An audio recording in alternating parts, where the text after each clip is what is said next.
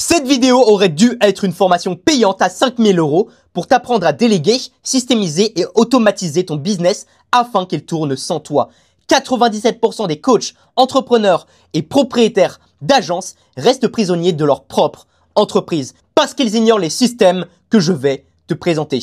Les 4 piliers universels de tout business sont le marketing, la vente, la délivrabilité et les finances. Si tu n'optimises pas ces systèmes, alors c'est évident que ton business ne peut pas performer. Pour l'optimiser, tu vas faire un audit système. Concrètement, tu vas lister toutes les fonctions, donc marketing, vente, opération, etc. Et tu vas venir noter toutes les tâches que tu as faites dans les 2 dernières semaines sur ces actions afin de calculer quelles sont les tâches qui t'ont apporté le plus de résultats concrets en taux horaire. Pour le faire de la bonne façon, tu vas créer ce qu'on appelle des scorecards par système. Tu vas tout d'abord traquer 3 métriques clés par système avec des objectifs précis. Pas plus de 3 métriques, parce que si tu suis plus de 3 métriques, tu vas juste te perdre. Ce sera beaucoup trop difficile. Exemple, pour le marketing, tu peux calculer ton nombre de prospects, ton coût par prospect et ton taux de conversion. Mon astuce de pro, c'est d'avoir un lien différent pour chaque source de trafic en marketing. De cette façon, non seulement tu peux calculer le nombre de prospects, mais le nombre de prospects pour chaque source de trafic.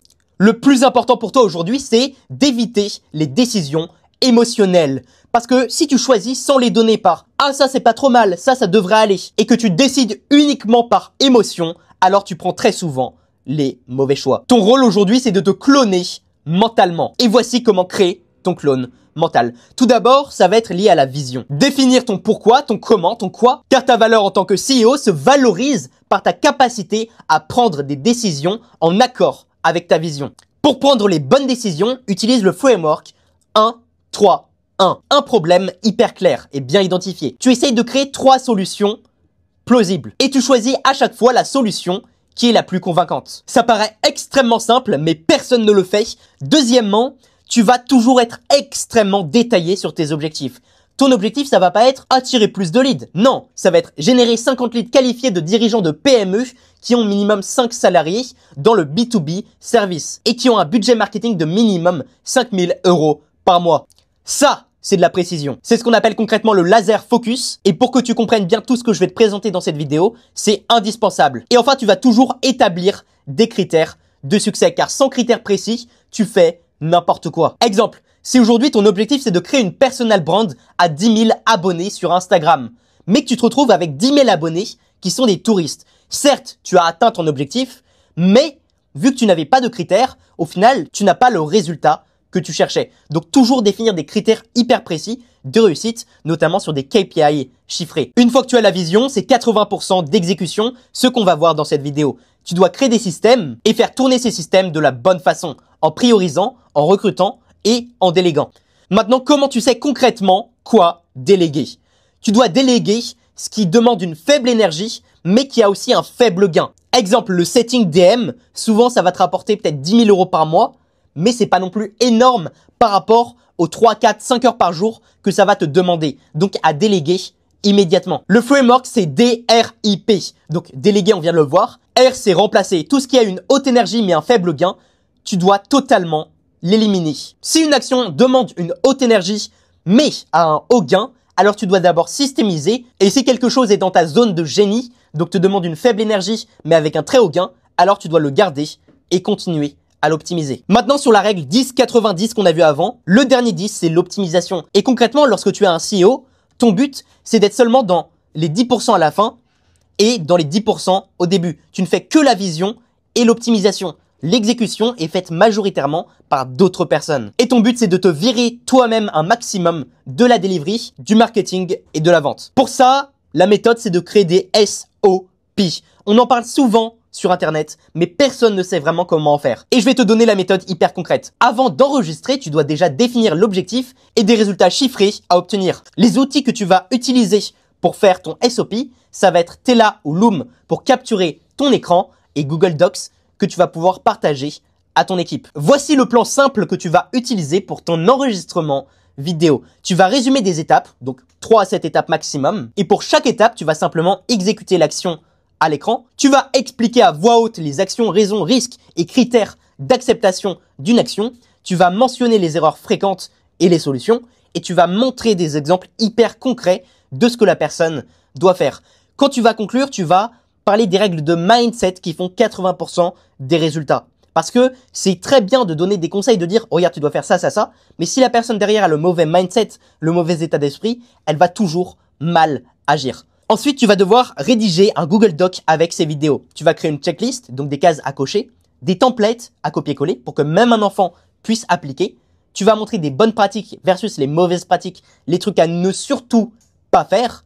Et tu vas associer un Google Sheets. En gros, tu vas mettre un lien vers un Google Sheets pour que la personne puisse le remplir tous les jours. Et en fait, ce Google Sheets va être partagé entre toi et cette personne de façon à ce que tu vois son évolution jour par jour. Exemple, si c'est un setter ou un closer, tous les jours, la personne va mettre son nombre de rendez-vous, son taux de closing. Mais il ne faut pas croire qu'un SOP est suffisant. Il faut ensuite savoir assigner et former. Donc, faire 15 minutes d'appel par jour avec l'exécutant lorsque tu viens de le recruter. C'est extrêmement important. Lorsque tu te dis « Ah, mon SOP, il est fait, c'est bon », tu perds tout. Également, tu dois utiliser la métaphore du jardin. Chaque SOP doit avoir un seul propriétaire, comme une partie du jardin qui va être attitrée à une personne spécifique. Donc là, on est sur le jardin de Versailles, par exemple. Il y a forcément plusieurs jardiniers. Et simplement, il va y avoir un jardinier pour cette partie. Il va y avoir un jardinier pour cette partie. Il va y avoir un jardinier pour cette partie. Et ainsi de suite. Parce que si tu donnes tout à tout le monde, au final, ce qui se passe, c'est que personne ne fait rien. Et c'est la faute de personne si un système ne marche plus. Donc n'hésite pas à donner la responsabilité à chaque personne d'un système et d'une fonction. Les fonctions, je le rappelle, c'est marketing, vente, délivrabilité. Lorsque tu vois un problème, tu améliores le SOP en conséquence. Bon, je sais pertinemment que beaucoup de gens qui vont regarder cette vidéo ne vont absolument rien faire. Peut-être parce que vous êtes fauché. Actuellement, tu regardes cette vidéo, tu fais 2000 € par mois. Avec les taxes, on va pas se mentir, c'est même pas un SMIC. À McDo, tu fais plus. Donc, tu peux pas forcément appliquer. Ou alors, tu fais réellement 10, 20 000 € par mois, mais t'as simplement la flemme. Prends le temps, reprogramme ton mindset. Et je vais t'expliquer pourquoi. Chaque processus que tu vas documenter, c'est pas une contrainte administrative. C'est un pas vers ta liberté. C'est un clone numérique qui va travailler à ta place. Considère vraiment la systémisation comme un levier de croissance et non comme une charge. Visualise ça comme un clone de toi-même pour dupliquer ta connaissance et tes systèmes. D'ailleurs, petite différenciation importante, SOP n'est pas système. Un SOP, c'est simplement les ingrédients, alors que ton système, c'est la recette de cuisine complète. C'est non seulement les ingrédients, plus ta méthode spécifique, plus la mise en place et plus le résultat final. Donc concrètement, faire un SOP n'est pas suffisant. Il faut faire un SOP plus le mettre en place. Soit le mettre en place sur toi, soit le déléguer. Retiens que ton business est comme un moteur. Si vous faites encore tout le travail opérationnel, vous n'êtes pas le propriétaire du moteur. Vous êtes le moteur. Et donc, un moteur ne peut pas partir en vacances, ni prendre de pause, ni arrêter de bosser. Donc, même si c'est difficile, vous devez reconnaître que vous êtes le système et que vous êtes le problème de votre propre business actuellement. Ne cherchez pas des excuses comme « c'est l'algorithme, c'est pas si grave, c'est parce que ceci, ça ira mieux bientôt ». La rationalisation irrationnelle est ce qui tue 99% des business. Ne rationalise pas, calcule et optimise. Petit test que tu peux faire maintenant si tu n'es pas fauché, par 2 semaines en vacances, tu pars en Thaïlande, tu pars à Miami, je sais pas, et tu vois ce qui se passe. Est-ce que ton business va bien survivre sans toi ou est-ce qu'il y a besoin de systémiser certaines choses? Maintenant, concrètement, c'est quoi un système? C'est simplement un input, donc une action, une série de processus, une méthode et enfin un output. C'est hyper simple finalement, c'est une action à réaliser, un processus défini avec des étapes et un résultat mesurable. Ce que tu dois absolument faire de ton côté, c'est conscientiser chaque tâche que tu vas réaliser dans ton quotidien. Quand tu ne conscientises pas, c'est comme si tu étais en train de conduire une voiture avec les yeux bandés. Évidemment que c'est impossible. Exemple, tu veux faire une vidéo YouTube. Tu dois toujours te dire, je sais que je fais cette vidéo YouTube car ça va m'aider à par exemple générer des leads qualifiés, je vais pouvoir en faire un lead magnet sur LinkedIn et Instagram et ça va attirer et fidéliser de nouvelles personnes dans mon audience. Si tu fais des actions qui n'ont pas d'objectif précis, qui ne sont pas conscientisées, évidemment que tu n'auras pas de résultat dans ce que tu fais, même si tu fais les actions. Parce que tu as les inputs, mais ton processus, il est vraiment hyper bancal. Et ton output n'est même pas mesurable, vu que tu n'as même pas cherché à accomplir quelque chose. Maintenant, vous allez devoir cartographier vos systèmes, et voici comment. À retenir qu'on ne peut améliorer que ce qu'on voit et que ce qu'on calcule. Donc, utilise Whimsical pour tout présenter visuellement. C'est l'outil que j'utilise actuellement. Tu peux même utiliser l'IA pour t'aider. Par exemple, ici, je vais cliquer. Automatiquement, l'IA va venir me donner des recommandations de suite. Pas une seule, mais en général, au moins 4-5 recommandations de choses que je peux ajouter. À partir de tout ce que je t'ai présenté, voici ton plan d'action. Tout d'abord, tu vas lister toutes tes tâches détaillées pour chaque fonction. Marketing, vente, délivrabilité et éventuellement finance. Tu vas grouper chaque tâche par niveau de rentabilité. Celles qui sont à moins de 500 € par heure et celles qui sont à plus de 500 € par heure. Ce qui va te permettre de te focus sur 95% de ton temps sur les tâches qui génèrent plus de 500 € par heure.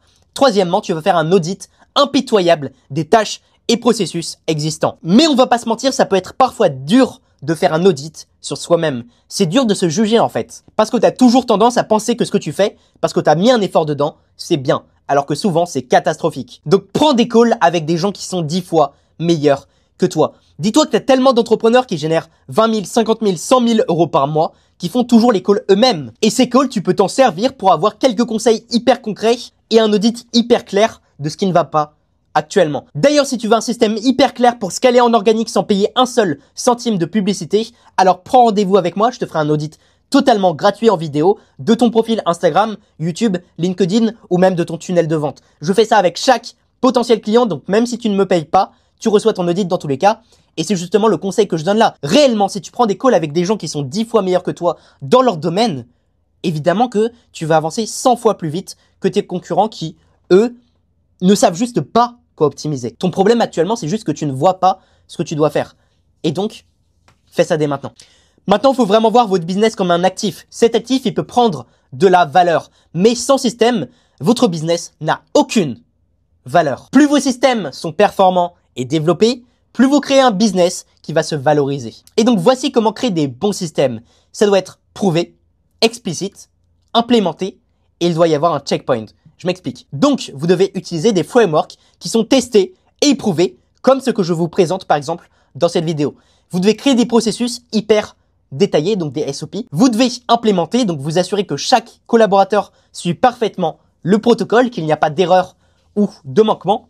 Et il doit y avoir des checkpoints, c'est-à-dire des points de contrôle à chaque étape de chaque fonction de votre business. Évidemment, sur le long terme, le but c'est que ce soit d'autres personnes que vous qui fassent les points de contrôle à chaque étape. Et j'ajouterai évidemment l'amélioration continue. Donc planifier des révisions régulières et même sur les plus importants comme la vente, carrément faire un call par jour d'optimisation des processus. C'est comme ça que vous allez réellement performer avec votre délégation et votre systémisation. Bon, concrètement, on vient de voir toute la partie théorique et désormais, on va voir la partie plus concrète sur comment recruter, comment trouver des A-players, des employés qui vous rapportent littéralement plus de 30 000 € par mois, comment les manager de la bonne façon, comment trouver les bonnes personnes. Bref, on va voir tout ça de façon hyper détaillée et vous allez même avoir accès à des documents totalement offerts, donc restez bien jusqu'à la fin.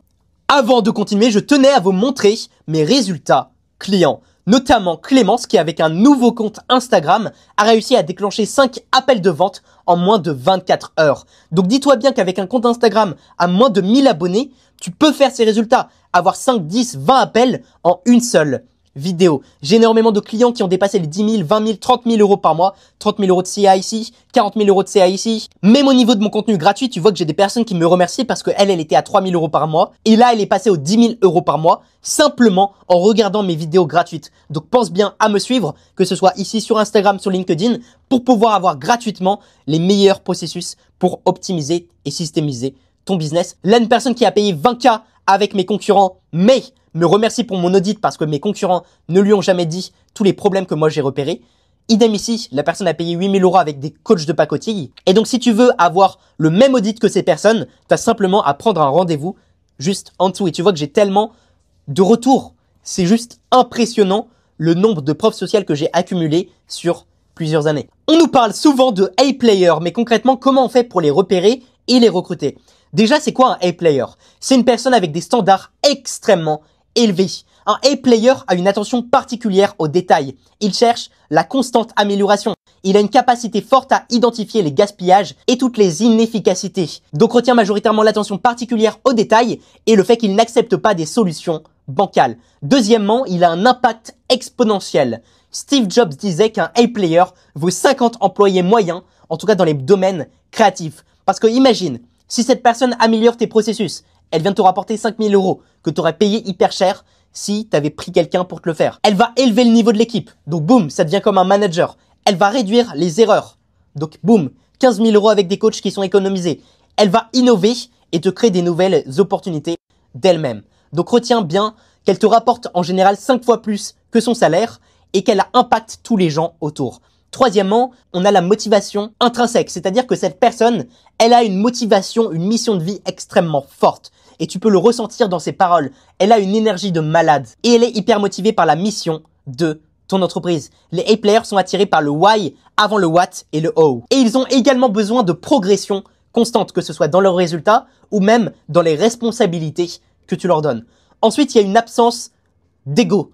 Un A-player n'a pas d'ego parce que il sait qu'il a tout intérêt à apprendre des feedbacks. Une personne où tu ressens qu'elle a trop d'ego ou qu'elle justifie beaucoup trop ses erreurs passées, alors ce n'est clairement pas un A-player. Donc accepte les feedbacks et a vraiment ce growth mindset. Et enfin, la proactivité avancée. Non seulement un A-player agit, mais en plus, il va venir anticiper des événements futurs. Je pense qu'honnêtement, c'est ça une expertise. C'est que tu es capable dans ton domaine de prévoir ce qui va se passer. Par exemple, je suis capable de prévoir à l'avance le résultat que va avoir une vidéo. Et un A-player, c'est pareil dans son domaine. Il sait à l'avance ce qui va marcher ou pas. Il anticipe les problèmes, il innove. N'hésite pas à prendre un screen de cette page et de toutes les pages que j'ai présentées jusqu'à maintenant parce que c'est clairement une formation payante que je te donne totalement gratuitement. Dis-toi vraiment que je pourrais faire payer ça, facile 5 000, 10 000 € en conseil que je donnerais à une entreprise. Mais là, tu as ça totalement gratuitement. Les 3 outils que tu vas pouvoir utiliser pour recruter, ça va être premièrement cal.com. Dans cal.com, tu vas simplement aller dans routage, c'est-à-dire que je peux choisir qui va accéder à la page suivante. Tu vois que là, je choisis les conditions et donc je dis soit si tu appliques les conditions, tu vas arriver ici. Si tu ne les appliques pas, en fait, tu seras refusé automatiquement. Et donc, ça te permet évidemment de passer beaucoup moins de temps avec les potentiels recrues qui n'ont aucun intérêt et qui ne sont pas des A-players. Deuxièmement, tu peux utiliser Fathom qui va enregistrer ton écran pendant les appels de recrutement et donc te faire un résumé automatique. De ton côté, la mentalité que tu dois avoir, parce que c'est pas à la personne d'être un A-player, c'est aussi à toi d'être un A-manager. Donc tu dois avoir un recrutement continu, c'est-à-dire que 7 jours sur 7, tous les mois, tout le temps, même quand tu ne recrutes personne, tu recrutes. Actuellement, tu as un closer. À tout moment, la personne peut t'abandonner. Par contre, si tu recrutes à l'avance, qu'est-ce qui se passe? Tu as forcément une liste énorme de potentiels closers si jamais ton closer actuel te quitte ou te trahit. Le souci, si tu ne te prépares pas à l'avance, c'est que tu vas te retrouver à recruter au plus vite et donc à recruter la mauvaise personne. Retiens bien que un C-player transforme un A-player en B-player. Autrement dit, si une personne n'est pas compétente et ne fout rien, elle va rabaisser les performances de toute l'équipe. Et ça, tu peux pas te le permettre. Imagine, tu as un talent énorme dans ton équipe, mais le simple fait d'avoir un mauvais recrutement peut tout détruire. Ensuite, tu dois essayer de créer une réputation magnétique. C'est-à-dire que si aujourd'hui tu veux recruter des personnes qui sont parfaitement en accord avec ta mission, tu dois absolument partager ta mission en ligne. Sinon, tu n'auras pas d'audience qui est prête à t'écouter et à être recrutée instantanément.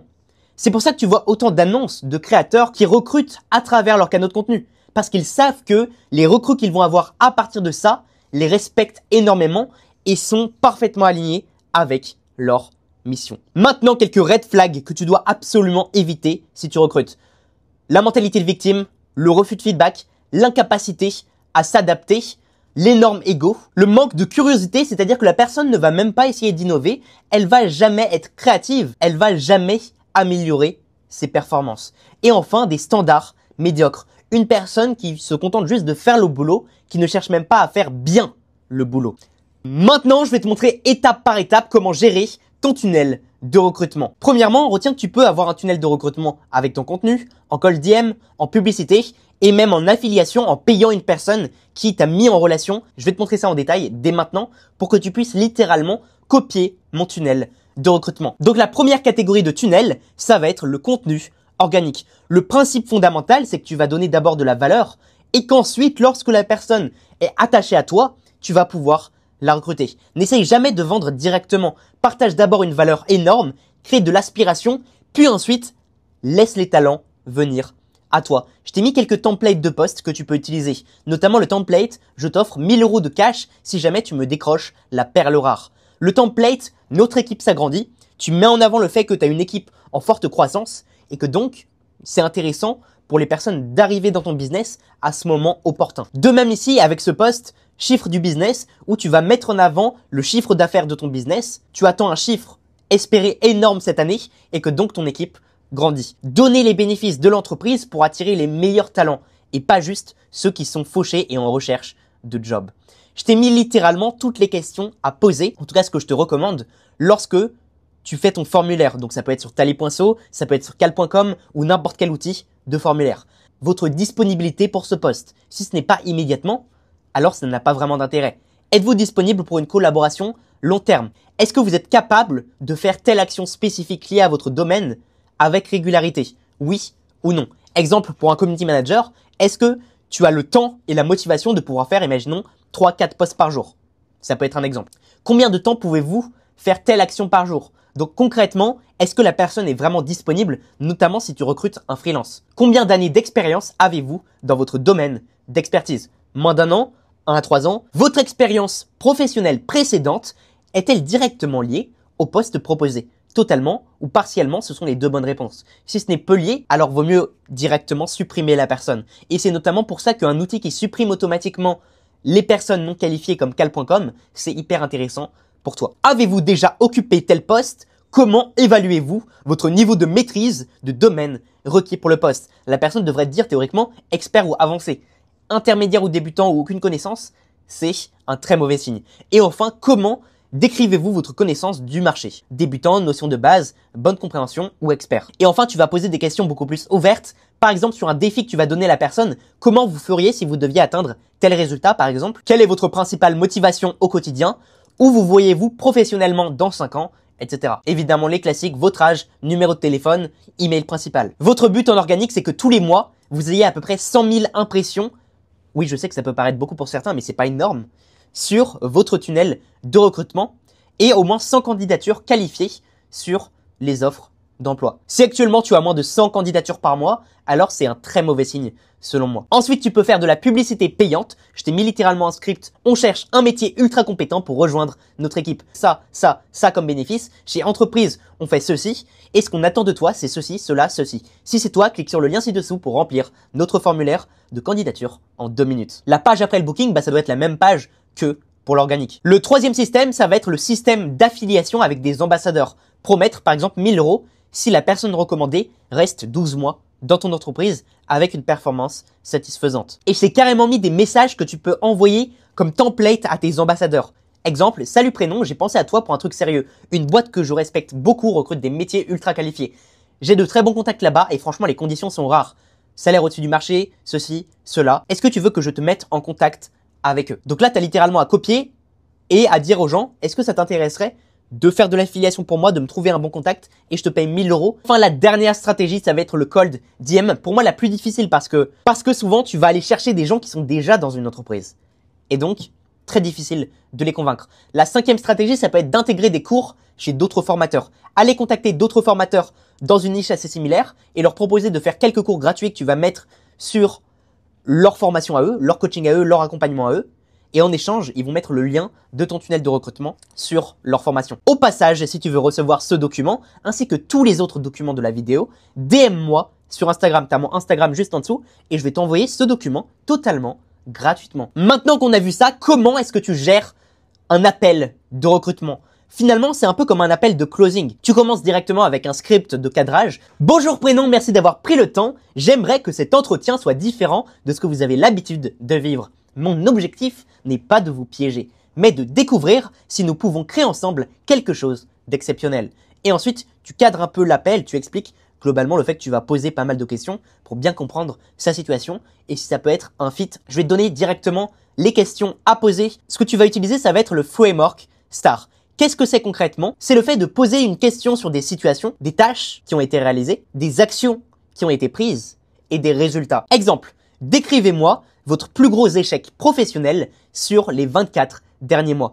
Quelle était la situation exacte? Quel était votre rôle, vos responsabilités, donc concrètement vos tâches? Quelles actions concrètes avez-vous prises pour gérer cet échec? Et quels résultats mesurables avez-vous obtenus suite à cette expérience? Et donc, je t'ai mis quelques templates de questions qui sont toujours sur la même idée de situation, tâche ou rôle, action et résultats que vous avez eu à partir de ça. Tu vas également régulièrement faire un follow-up. C'est un peu comme un appel de vente. Un appel de vente, tu vas venir creuser sur le problème de la personne. Là, tu vas venir creuser sur ce qu'elle vient de te dire. Pouvez-vous me donner un exemple plus spécifique de tel élément? Quelle métrique précise avez-vous utilisée? Quel a été l'impact sur le long terme? Donc, critère 1, c'est la responsabilité. La personne assume quand elle échoue autant que quand elle réussit. Elle a une orientation vers des résultats mesurables. Elle a une capacité d'apprentissage et de curiosité élevée.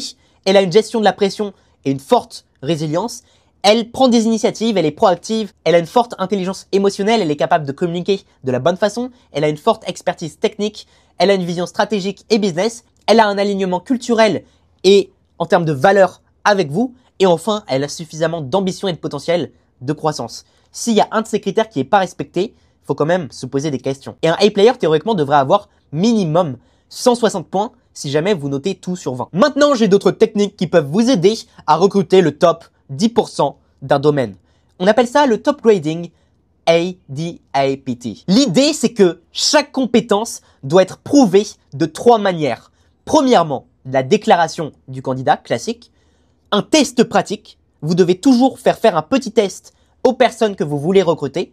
Et enfin, une validation par une référence, quelqu'un qui peut recommander cette personne.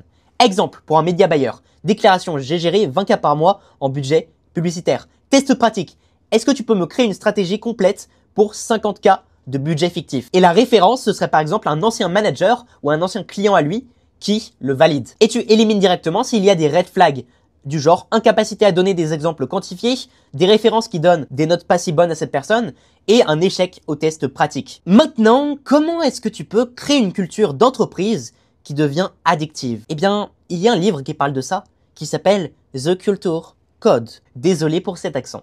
Daniel Coyle, il a analysé les cultures les plus performantes au monde. Les Navy Seals, Pixar, San Antonio Spurs, donc même des équipes de sport. Et il a identifié 3 performances universelles qui créent une culture magnétique. La première compétence, c'est la création d'une sécurité psychologique pour chaque employé. Ils se sentent libres de communiquer avec toi. Ils peuvent dire ce qu'ils pensent. Deuxièmement, c'est le partage de la vulnérabilité. Lorsque toi, en tant que patron, tu oses être vulnérable et que tes employés aussi osent l'être, alors tu as une culture d'entreprise très forte. Et enfin, l'objectif. Quel est le purpose? Il faut qu'il y ait une mission partagée et commune dans cette entreprise. Sinon, elle n'est pas soudée. C'est comme si tu essayais de coller une feuille, mais sans colle. Et donc, ce sont les 3 choses que tu dois optimiser si jamais tu veux créer une culture d'entreprise très forte et sincère. Si jamais tu veux mesurer ta culture, il y a 3 choses que tu peux faire. Demandez, recommanderiez-vous notre entreprise comme employeur à un ami de 0 à 10? Si la personne dit 9 à 10, c'est très bon. Si c'est 7 à 8, c'est un peu neutre, faut essayer d'augmenter. Si c'est 0 à 6, alors là, faut comprendre pourquoi il y a un problème. Et deuxièmement, cette fois en anonyme, tu vas pouvoir poser un sondage, un quiz, où tu ne demandes pas le nom de la personne. Donc, tu peux pas savoir qui l'a rempli ou qui ne l'a pas rempli. Et tu vas demander, est-ce que tu peux montrer tes vulnérabilités et faiblesses dans cette équipe? Est-ce que quelqu'un dans cette équipe sabote délibérément les efforts des autres? Tu as simplement soit à prendre un screen, soit à me demander sur Instagram de pouvoir le recevoir. À nouveau, c'est totalement gratuit. Est-ce que l'employé sait ce qu'on attend de lui? Est-ce qu'il a les ressources nécessaires pour bien faire son travail? Est-ce qu'il a l'opportunité de faire ce qu'il fait de mieux chaque jour? Est-ce qu'il a reçu la bonne reconnaissance pour son travail? Et encore une fois, tu as juste à mettre ces questions dans un quiz anonyme. Lorsque tu essayes de former ton équipe, tu dois premièrement mettre en place des SOP. Ton but, c'est simplement de filmer une vidéo, ensuite de structurer un document Notion ou Google Doc. Et donc, chaque employé doit avoir une checklist hyper claire de ce qu'il ou elle doit accomplir. On sous-estime tellement le pouvoir d'une checklist, alors que les meilleurs vendeurs, ils ont une checklist à lire avant chaque appel de vente. Les meilleurs coachs, ils ont une checklist à lire avant chaque coaching. Et c'est pareil pour chacun de tes employés.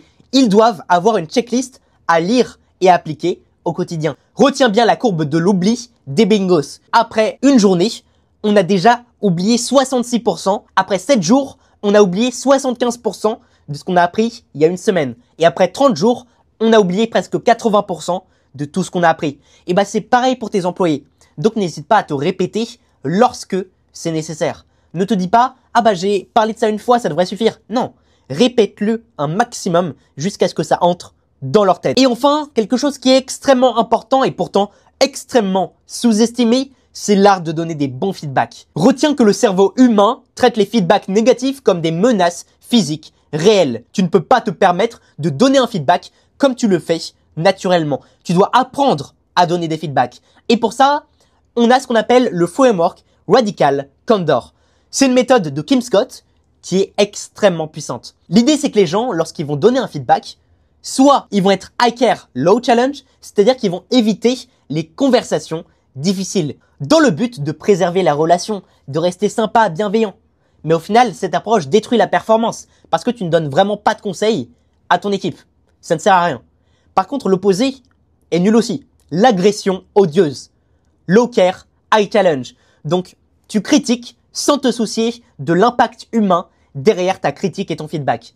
Et donc, ça a tendance à parfois marcher, mais à être en général peu performant. Et enfin, tu as le désengagement lorsque tu n'essayes même pas de donner un feedback à la personne. Donc l'employé stagne parce que tu ne lui donnes même pas de conseils.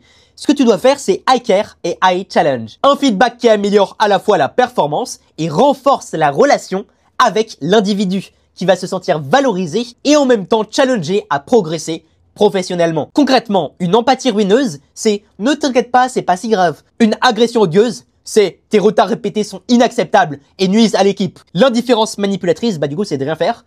Et le radical candor, c'est de mettre plus les formes, de dire « Salut prénom, excuse-moi de te déranger, j'ai énormément de respect pour ton travail et ton impact sur l'équipe. C'est exactement pourquoi cette conversation est importante pour moi. J'ai observé que tu arrives en retard aux 3 dernières réunions importantes. Honnêtement, ça envoie un peu un message involontaire que ces réunions sont pas prioritaires pour toi et ça impacte clairement la dynamique de l'équipe. T'es un leader dans cette organisation et ton comportement influence les autres. Est-ce que tu peux m'aider à comprendre ce qui se passe et comment on peut résoudre ce problème ensemble? T'as vu? C'est comme si tu prenais tes pincettes le plus possible, mais quand même en étant hyper clair sur ce que tu cherches. Et ce que je te conseille également, c'est de dire à la fin, aide-moi à comprendre ce qui se passe et comment je peux t'aider. T'es vraiment dans une optique presque de coaching, de dire, je te tends la main pour que, ensemble, on aille plus loin. Concrètement, tu vas pouvoir utiliser ces phrases. Je me soucie de ton succès, j'ai observé que, l'impact de ceci et cela, est-ce que tu peux m'aider à comprendre et comment est-ce que nous pouvons avancer ensemble? Une autre règle importante, c'est la règle des 24 heures. Si tu attends beaucoup trop avant de donner un feedback, eh bien, la valeur de ton feedback baisse. Donc, essaye de donner des feedbacks le plus vite possible. Bref, j'espère vous avoir débloqué un truc parce que la plupart des gens ne savent pas donner des feedbacks ou alors ont peur de donner des feedbacks. Avec ce système, tu peux donner des feedbacks sans pour autant détruire la relation employé. Maintenant, comment est-ce que tu gères l'onboarding d'un nouvel employé? C'est beaucoup plus complexe qu'on le pense. Déjà, tu as le pré-onboarding, la mise en contact avec son partenaire direct. Exemple, tu recrutes un setter, faut le mettre en contact avec un closer. Par exemple, crée un groupe entre vous tous pour pouvoir discuter directement et s'appeler ensemble tous les soirs.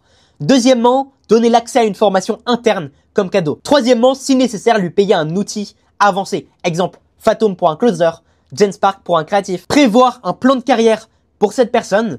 L'idée, c'est que elle doit comprendre que ton but, c'est qu'elle passe 6 mois, 1 an, 3 ans, 5 ans dans l'entreprise et qu'elle ait une évolution claire sur ces périodes. Donc, que tu puisses garder tes employés sur le long terme. Parce que ça coûte du temps et de l'argent de recruter des nouvelles personnes. Ensuite, lorsque tu viens d'intégrer la personne réellement à ton équipe, voici 6 conseils ultra actionnables pour le faire de la bonne façon. Déjà, le premier jour doit être un moment mémorable, avec un appel le matin et un appel le midi et un appel le soir pour t'assurer que tout va bien pour la personne. Ensuite, la première semaine, tu vas avoir 10 minutes d'appel avec le partenaire tous les jours. Évidemment, ça peut être plus longtemps qu'une semaine, mais je mets en tout cas minimum une semaine afin de vérifier les performances et optimiser les actions. Ensuite, ça va passer en semaine par semaine. Tu vas faire des calls où tu vas résumer les victoires de la semaine pendant 3 minutes, les challenges et obstacles pendant 10 minutes, ce que vous avez appris pendant 10 minutes et le besoin d'aide nécessaire, donc ressources, besoin de formation ou aide de l'équipe pendant 10 minutes. De cette façon, en à peu près 30 minutes, tu peux faire des appels une fois par semaine pour comprendre comment faire performer tes employés. Tu vas également petit à petit augmenter le niveau de défi que tu donnes à la personne. Tu vas chercher à la faire participer activement notamment après 30 jours. Et tu vas essayer de pousser ton employé à créer sa personal brand. Déjà, premièrement, parce que ça va te rapporter des clients. Et deuxièmement, parce que pour lui, même pour le futur de sa carrière, avoir un réseau professionnel. Donc, essaye de le pousser lorsqu'il a déjà passé quelques mois dans ton entreprise à créer du contenu dessus. Et enfin, comment est-ce que tu fais pour garder les meilleurs talents et les meilleurs A-players? Premièrement, tu vas les pousser en dehors de leur zone de confort. Tu vas essayer de leur mettre à peu près 20% de projets qui les sortent de leurs habitudes. Tu vas essayer de les rendre les plus autonomes possibles, de leur faire réduire les délais d'exécution. Si aujourd'hui ils font une action en 1 heure, est-ce qu'ils peuvent essayer de faire la même chose, le même résultat en 30 minutes? Faut que tu les challenges sur ce côté-là. Tu vas régulièrement les féliciter le plus possible. Et tu peux également mettre un système de récompense motivante si certains KPI sont atteints. Exemple, un closer passe de 19% à 31% de taux de conversion, alors il obtient un bonus de 500 €.